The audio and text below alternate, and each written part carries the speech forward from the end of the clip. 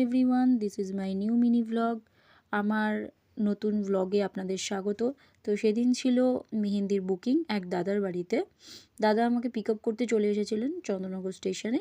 তো সেখান থেকে বেরিয়ে যাচ্ছি দাদার বাড়ি। দাদার বোনেদের জন্য দাদা আমাকে বুক করেছিলেন। তো সেখানে একটা অদ্ভুত ঘটনা ঘটে যায়, যেটা হচ্ছে দাদার মা হঠাৎ করেই অসুস্থ হয়ে যান ভীষণ।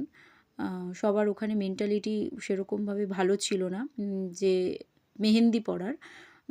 কিন্তু তবুও বাড়ি আসার সময় দেখলাম যে আন্টি সুস্থ আছেন এবং আমারও ভীষণ ভয় করছিল ব্যাপারটা, যে আমি তাড়াতাড়ি বাড়ি ফিরতে পারবো কি না আদৌ।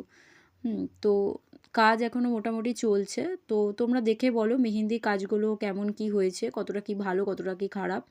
আমাকে অবশ্যই কমেন্ট করে জানিও যে কেমন হয়েছে। তো চলো, টাটা, বাই। কাজ শেষ করে বাড়ি ফেরার পালা। নেক্সট ব্লগে আবার তোমাদের সাথে দেখা হবে।